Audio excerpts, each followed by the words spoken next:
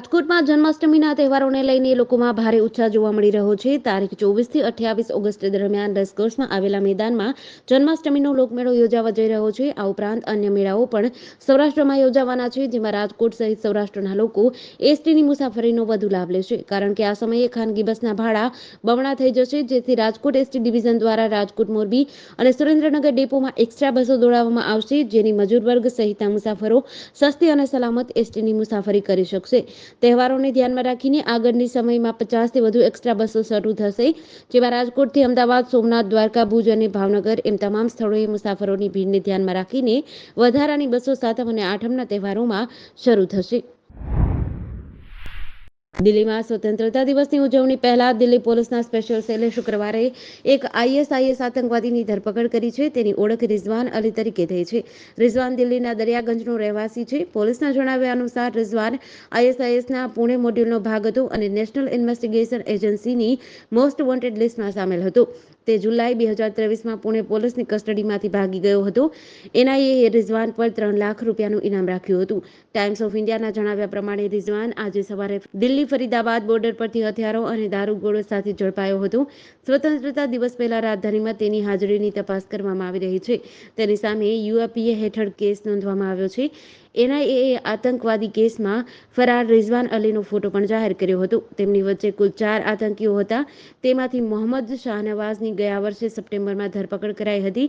અબ્દુલ્લા ફૈયાઝ ઉર્ફે ડાયપરવાલા હજુ ફરાર છે. તલહા લિયાકત અંગે માહિતી નથી. રિઝવાનના નેટવર્કને તોડી પાડવા માટે દિલ્હી પોલીસના દરોડા ચાલુ છે. 15 ઓગસ્ટે સ્વતંત્રતા દિવસના કાર્યક્રમ પહેલા રિઝવાનની ધરપકડ મહત્વપૂર્ણ માનવામાં આવે છે. સુરતના ડિંડોલી પોલીસ મથકમાં સ્કૂલના યુનિફોર્મમાં 15 વર્ષીય દીકરી આવી પહોંચી હતી. અહીં પિતા રાત્રે સાથે સૂવા માટે દબાણ કરે છે અને છેડતી પણ કરે છે, અને જો પોલીસ ફરિયાદ કરીશ તો મારી નાખીશ. સગીરાના આ શબ્દો સાંભળી પોલીસ ચોંકી ઉઠી હતી. આથી પોલીસે પિતાએ પોતાની સગી દીકરીની રાત્રિના સમયે 2 વાર છેડતી કરી હોવાની ફરિયાદ ડિંડોલી પોલીસ મથકમાં નોંધી છે. દીકરીની આ પીતી સાંભળીને પોલીસે તાત્કાલિક ફરિયાદ નોંધી આરોપી પિતાની ધરપકડ કરી હતી. આ બનાવ અંગે ડિંડોલી પોલીસ પાસેથી મળતી વિગત અનુસાર શહેરના ડિંડોલી વિસ્તારમાં રહેતી 15 વર્ષની એક સગીરા ડિંડોલી પોલીસ મથકે પહોંચી હતી અને તેને શોધતા તેના પરિવારના સભ્યો પણ પોલીસ મથકે પહોંચ્યા હતા. જોકે તેણે એક ફરિયાદ કરવાનું પોલીસને કહ્યું અને આ પીતે જણાવી હતી, જેમાં તેની ફરિયાદ તેના સગા પિતા વિરુદ્ધ હતી. સગીરાએ પોલીસને એવી હકીકત જણાવી કે તેના પિતા રાત્રે તેની પાસે આવે છે અને પોતાની સાથે સૂવા માટે દબાણ કરે છે, તેમજ છેડતી પણ કરે છે. રાજકોટ શહેરમાં યાજ્ઞિક રોડ પર આવેલી રાજ્યસભાના સાંસદ રામ મોકરિયાની કંપની મારુતિ કુરિયરના કોર્પોરેટ હાઉસમાં જુલાઈના મધ્યમાં આગ લાગવાની ઘટના સામે આવી હતી. જે બાદ ફાયર વિભાગે તપાસ કરતા આ ઓફિસમાં ફાયર એનઓસી ન હોવાનું સામે આવતા મનપાના ફાયર વિભાગ દ્વારા નોટિસ પાઠવવામાં આવી છે. નિયમ મુજબ કોમર્શિયલ કોમ્પ્લેક્સમાં 9 મીટરથી વધુ ઊંચાઈ હોય તો ફાયર સિસ્ટમ ઇન્સ્ટોલ કરવી ફરજિયાત છે, પરંતુ અહીં ફાયર સિસ્ટમ ન હોવાથી ફાયર વિભાગ દ્વારા નોટિસ પાઠવી છે. જેમાં નોટિસ મળ્યાના 1 સપ્તાહની અંદર ફાયર સિસ્ટમ અંગે કાર્યવાહી કરવામાં ન આવે તો બિલ્ડિંગ સીલ કરવા સુધીની જોગવાઈ છે. જોકે સાંસદ મોકરિયા દ્વારા ફાયર સિસ્ટમ ઇન્સ્ટોલ કરવા અંગે બાંયધરી આપવામાં આવી હોવાનું જાણવા મળ્યું છે. રાજકોટ શહેરના નાના મવા રોડ પર આવેલ ટીઆરપી ગેમ ઝોન ખાતે થયેલ અગ્નિકાંડ બાદ મનપા એક્શનમાં આવી ફાયર એનઓસી મામલે થોકબંધ નોટિસ ફટકારી બિલ્ડિંગો, ગોડાઉનો સીલ કરવામાં આવી રહ્યા છે.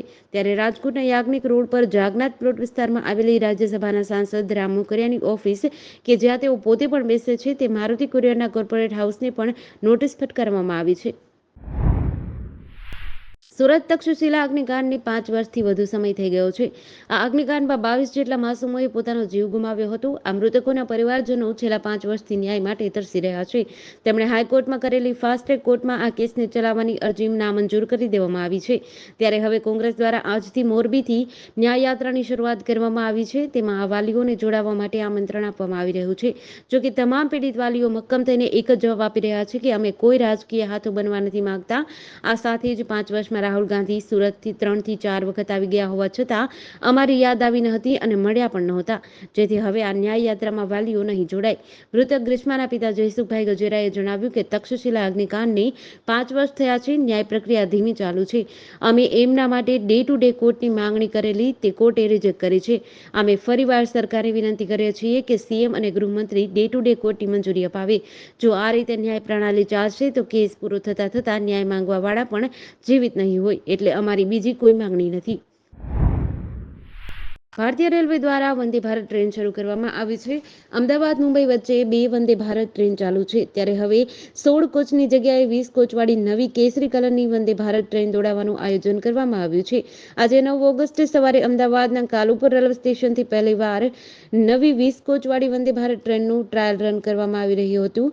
ટ્રેનને 130 કિલોમીટર પ્રતિ કલાકની સ્પીડે દોડાવવામાં આવી હતી. પશ્ચિમ રેલવેના ઉચ્ચ અધિકારીઓ અને ઇજનેરોએ સમગ્ર ટ્રેનનું નિરીક્ષણ કર્યું હતું. નવી વંદે ભારત ટ્રેનમાં વધારાના 4 કોચ એટલે કે 20 કોચવાળી વંદે ભારત ટ્રેનને આજે 130 કિમીની ઝડપે દોડાવી હતી. સવારે 7 વાગ્યે અમદાવાદના કાલુપુર રેલવે સ્ટેશનથી પશ્ચિમ રેલવેના ઇજનેરો અને ઉચ્ચ અધિકારીઓની આગેવાનીમાં ટ્રેનની ટ્રાયલ રન શરૂ કરવામાં આવી હતી. સુરતના મૈદરપુરા હીરા બજારમાં છેલ્લા 20 દિવસમાં 2 લાખથી 30 લાખની છેતરપિંડીની ફરિયાદો પોલીસ મથકે નોંધાઈ છે. જેથી મૈદરપુરા પીઆઈએ 5000થી વધુ વેપારીઓને ભેગા કરી એલર્ટ રહેવા કહ્યું છે. રસ્તા પર જ વેપારીઓને માઇક વડે સૂચના આપવામાં આવી હતી. મૈદરપુરા હીરા બજારમાં છેતરપિંડીની ફરિયાદો વધતા આ મામલે ગંભીરતા લઈને પોલીસ કમિશનર ગેહલોતે મૈદરપુરા પીઆઈને સ્થળ પર જઈ વેપારીઓને સમજાવવા માટે જણાવ્યું હતું. આ મામલે 5000 જેટલા વેપારીઓ સાથે રસ્તા પર જ પીઆઈ એચએમ ચૌહાણે માત્ર વિશ્વાસ પર અને કાગળની ચિઠ્ઠી પર ચાલતો આ ધંધો સાવચેતી કરવા માટે જણાવ્યું હતું. તેઓએ જણાવ્યું કે છેલ્લા 20 દિવસમાં તેઓએ 50 કરતાં વધારે છેતરપિંડીની ફરિયાદો નોંધી છે. જ્યારે હીરા ઉદ્યોગ મંદીમાંથી પસાર થઈ રહ્યો છે ત્યારે વેપારીઓને તમામ વ્યવહાર સાવચેતી કરવા માટે જણાવ્યું હતું. રાજ્યમાં હવામાન વિભાગ દ્વારા આગામી 4 દિવસ ફક્ત છૂટાછવાયા વરસાદની આગાહી કરાઈ છે. હવામાન વિભાગના મતે રાજ્યમાં કોઈ જિલ્લામાં ભારે વરસાદની શક્યતા નથી. રાજ્ય પરની ઓફશોર ટ્રફ સિસ્ટમ હળવી થતાં સાર્વત્રિક રીતે હવે હળવો વરસાદ વરસી શકે છે. આ વચ્ચે ગઈકાલે સાંજે વડોદરા શહેરમાં અચાનક ધોધમાર વરસાદ થયો હતો. 3 ઇંચ વરસાદમાં શહેરના રસ્તાઓમાં પાણી ભરાયા હતા તેમજ બોરસદમાં પણ 2 ઇંચ વરસાદ ખાબક્યો હતો. રાજ્યમાં છેલ્લા 24 કલાકમાં 108 તાલુકામાં વરસાદ થયો હતો, જેમાં સૌથી વધુ વડોદરામાં વરસાદ વરસ્યો હતો. આગામી 4 દિવસ સમગ્ર રાજ્યમાં ભારે વરસાદ ન પડવાની હવામાન વિભાગે આગાહી કરી છે. રાજ્ય પરની ઓફશોર ટ્રફ સિસ્ટમ હળવી થતાં સાર્વત્રિક રીતે હળવો વરસાદ વરસશે, પરંતુ ભારે વરસાદની શક્યતા આગામી 4 દિવસ માટે નથી. ગેરકાયદેસર ખાણ ખનીજ ચોરી ઝડપાઈ હતી. શહેરાના સદનપુર ગામે બિનઅધિકૃત રીતે સફેદ પથ્થર ભરીને જઈ રહેલા ટ્રક સાથે એકની અટકાયત. પોલીસે 15 લાખનો મુદ્દામાલ કબજે કર્યો. પંચમહાલ જિલ્લા ખાણ ખનીજ વિભાગની ટીમ ગઈકાલે રૂટીન ચેકિંગમાં હતી ત્યારે ખાનગી રાહે બાતમી મળી હતી કે શહેરા તાલુકાના સદનપુર ગામે એક ટ્રક બિનઅધિકૃત રીતે સફેદ પથ્થર ભરીને ગેરકાયદેસર પસાર થઈ રહ્યું છે. જેના આધારે જિલ્લા ખાણ ખનીજ વિભાગની ટીમે વોચ ગોઠવીને એક સફેદ પથ્થર ભરેલી ટ્રકને ઝડપી પાડી અને એક ઇસમની અટકાયત કરી હતી. 15 લાખનો મુદ્દામાલ કબજે કરી કાયદેસરની કાર્યવાહી હાથ ધરવામાં આવી છે.